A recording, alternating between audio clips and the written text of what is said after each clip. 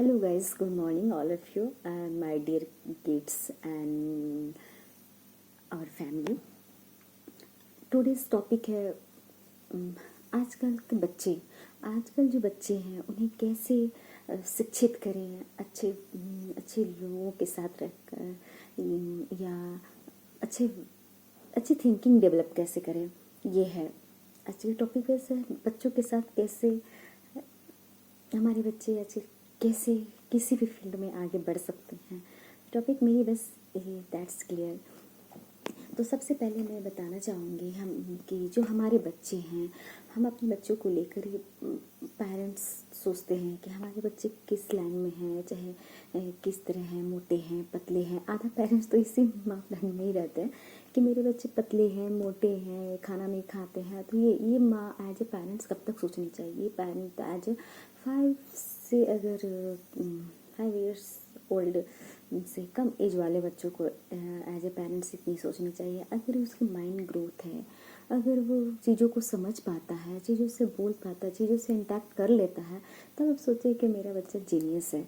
ऐसा कभी नहीं सोचना चाहिए कोई पेरेंट्स एज ए पेरेंट्स को कि हमारे बच्चे थोड़ी इस फील्ड में वीक है, इस फील्ड में वीक है। मैंने अगर हम जैसे पेरेंट्स से अपने बच्चों में कमियाँ निकालते रहेंगे तो दूसरे क्यों ना निकालें। इसलिए आपने कभी स्कूल या कहीं प्ले स्कूल में आप गए होंगे बच्चों के एडमिशन करवाने, तो हाँ आप सबसे पहले सोचते हो हाँ जो कि मैडम लोग होती है, चाहे वो कितनी पढ़ी कितनी एजुकेटेड होती है, लेकिन फिर भी उन लोगों के सामने में हम पेरेंट्स को लगता है कि वो मेरे से मतलब के बच्चे से ये पूछेंगे वो पूछेंगे, बहुत ही अंदर से विचार मन में लेकर जाते हैं घर से, पता नहीं मेरा बच्चा बता पाएगा कि नहीं, उस स्कूल में होगा कि एडमिशन नहीं। हम आधा पेरेंट्स बस यही सोच के जाते हैं किसी भी स्कूल में एडमिशन कराने के लिए। लेकिन मैं ये बताती हूँ कि इसे कोई चिंता करने की बात नहीं है।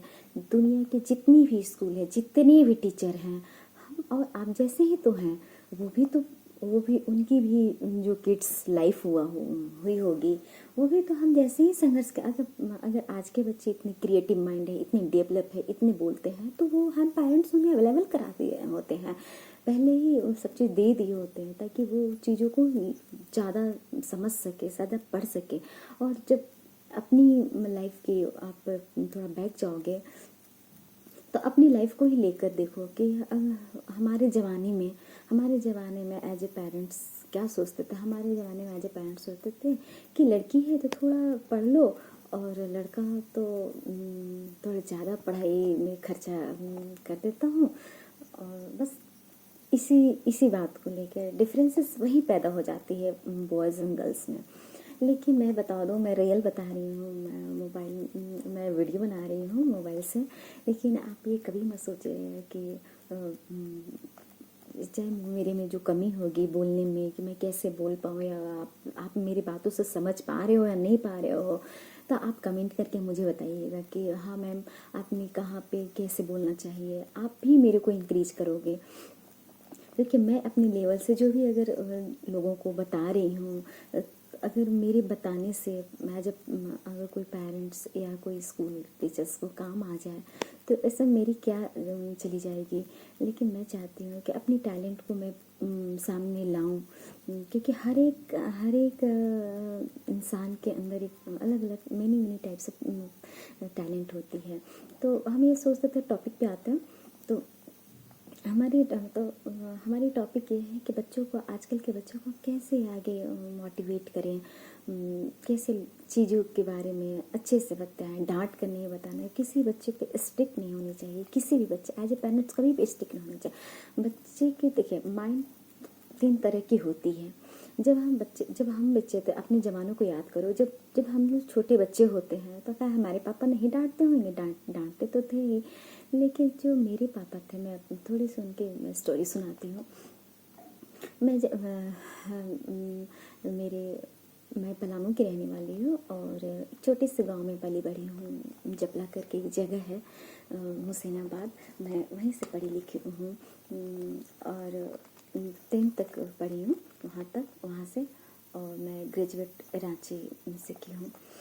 तो मैं आपको ये बताना चाह रही हूँ कि हमारे जो पेरेंट्स हैं कभी सोचे भी नहीं होंगे कि उस ज़माने में, मैं जॉइंट फैमिली से बिलोंग करती हूँ, मेरे पापा 4 भाई हुआ करते थे।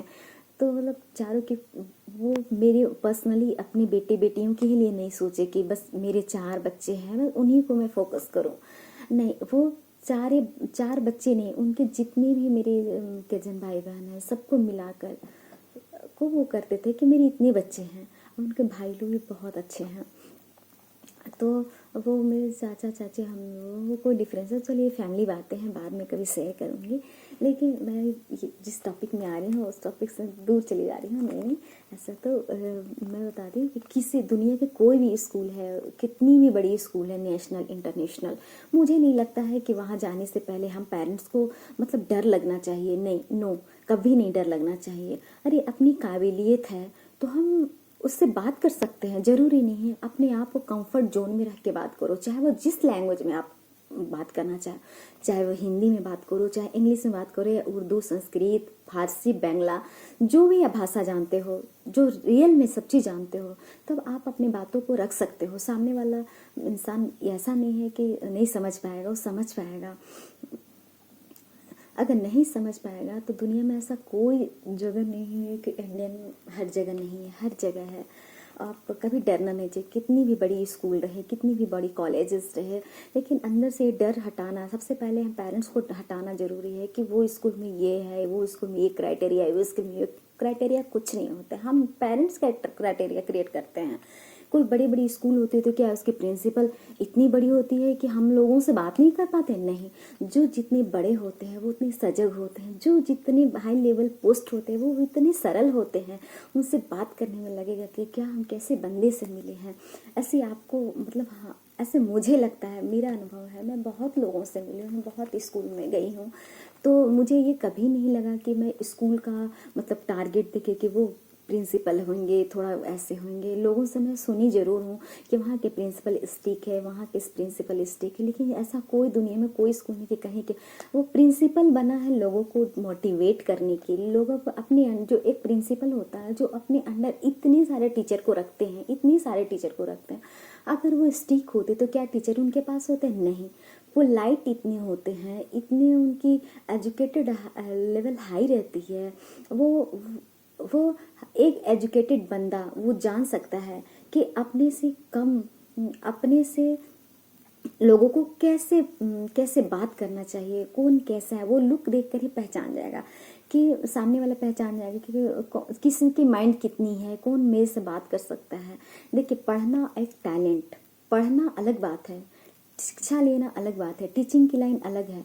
हर एक की लाइन एक बटी हुई है, इंसान बटे हुए हैं तो लाइन भी बटी हुई है। हमें क्या करना है? हमें करना है कि अपने बच्चों को कैसे डेवलप करना है। अगर बच्चा मेरा कुछ एक चीज़ जानता है, अगर मान लो सपोज दैट एग्जांपल में लेते हो कि ABCD वो जानता है, तो ABCD जानता है तो मतलब मेरा बच्चा वाह इतनी इंटेलिजेंट है, मैं ये क्रिएट करती हूँ। मुझे लगता है कि मेरा बच्चा, मेरे बच्चा कुछ ज़्यादा कर रहा है। मैं तो अपने बच्चे के जब एज में थी तो मुझे तो ABCD भी नहीं आती थी, मुझे कितनी स्ट्रगल करनी पड़ी थी बच्चों को मेरे टाइम पढ़ने के लिए। अब आजकल बच्चों को इतने सारे चीज़ बचपन से याद रखी हूँ क्योंकि उनके पेरेंट एज ए पेरेंट से उनसे इतनी बात करते हैं। वो मोटिव और वो जो लर्न की कला होती है वो अपने घर से ही मिलती है। इसलिए मैं अपने बच्चों को लेकर ज़्यादा टेंशन नहीं होती हूँ। मतलब मेरा बच्चा, मैं स्ट्रिक्ट भी नहीं हो रहती हूँ अपने बच्चों को लेकर कि मेरा बच्चा स्ट्रिक्ट पेरेंट्स के ही बच्चे पढ़ते हैं, ऐसा कहीं नहीं लिखा हुआ, कहीं नहीं। अगर मान लीजिए अगर मैं छोटी थी तो मेरे पापा बहुत पोलाइट है, क्या मैं पढ़ी नहीं? ऐसा नहीं होता है। जितनी पोलाइटली रहोगे, हाँ स्ट्रिक्ट सब मामले में नहीं रहना चाहिए, स्ट्रिक्ट रहना चाहिए, लेकिन हर एक मामलों में नहीं। पढ़ाई को ले एक सरलता से ही पढ़ाई होती है कोई भी चीज़ के लिए। अगर एक बार में नहीं, 2 बार में नहीं, 3 बार 5 बार में वो सीख जाएगा। लेकिन बस बच्चे को देखना चाहिए कि हमारा बच्चा किस ढंग से पढ़ रहा है।